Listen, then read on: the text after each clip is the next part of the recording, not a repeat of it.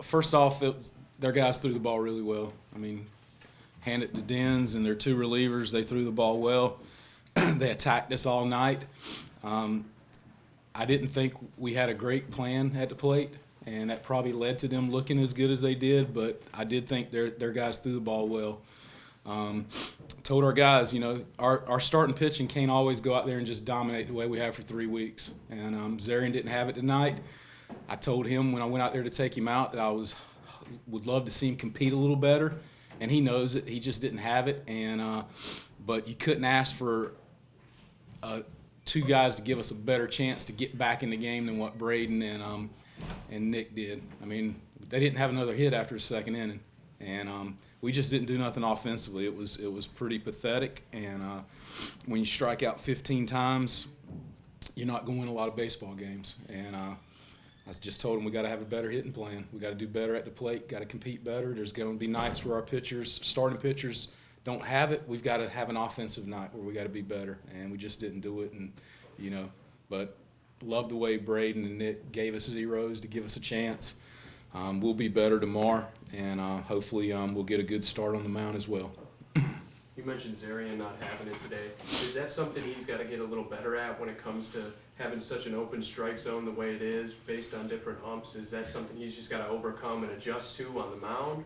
Or is it something that he's just got to kind of battle through? I think any game you pitch, you got to kind of get a feel of what the umpire is going to give you and what he's not going to give you. And that's got to be not only the pitcher, it's got to be the catcher, it's got to be our pitching coaches who are calling pitches when they do call them. It's got to be us offensively knowing what's going to be called and what's not.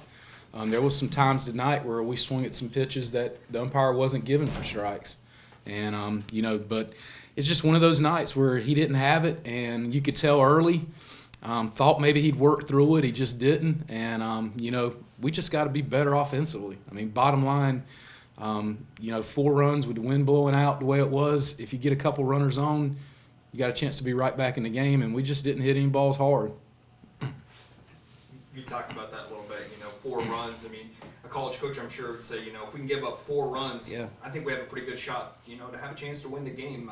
Just kind of take us through that a little bit, because you said, you get a few runners on here and there, but just couldn't get that big at bat to kind of, leap start. No, I mean, the first 6 innings, we didn't get the leadoff guy on at all, and then we got it on the 7th, 8th, and I think the 9th. And, had a chance just to push 1 run here, 1 run there to cut it in half to 4-2, but just never got the 2-out knock, and never got that next at bat just to kind of to get us where we needed to be. And momentum-wise, their pitchers never let us get there. And again, great job from them.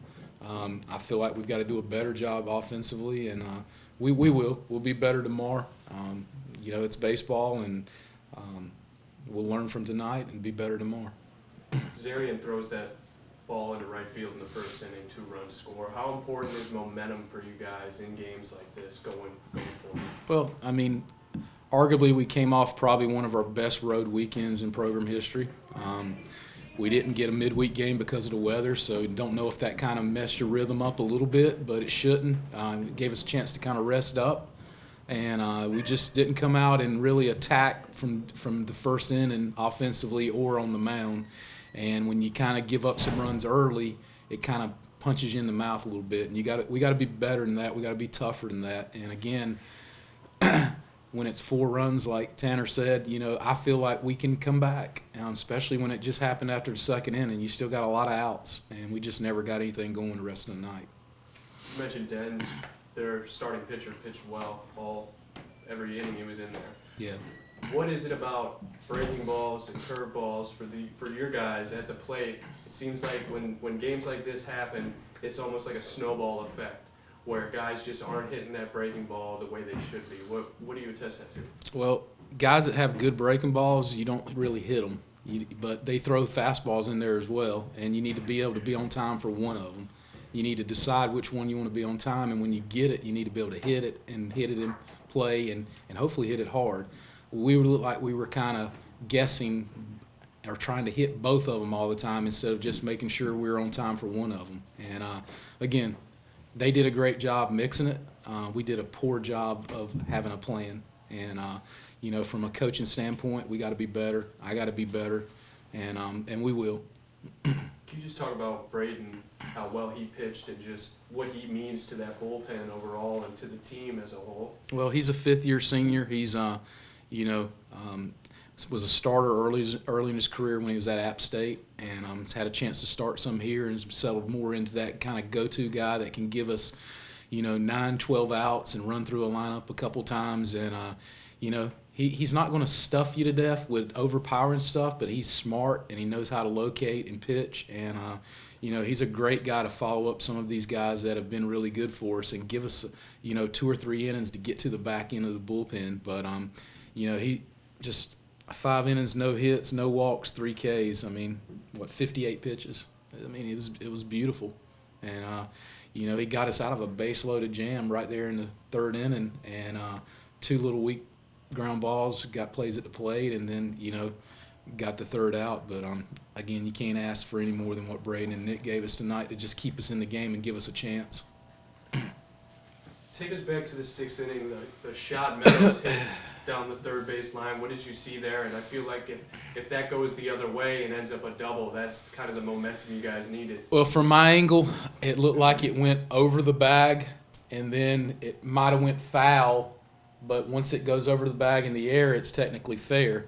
I don't have as good as a look as the base umpire had. It looked like he got tangled up with his feet and maybe didn't turn around properly and get a good look, but he was confident, and I couldn't tell from where I'm at. Coach Moore didn't act like it was that bad of a missed call. If he's right there with him, and if he felt like it was fair, I think he would have let me know a little more adamantly. But just from my angle, I just thought the umpire's feet got tangled up a little bit, and maybe didn't get turned around quick enough to get a good look. But if it would have been fair, maybe things would have been a little bit different, but it wasn't.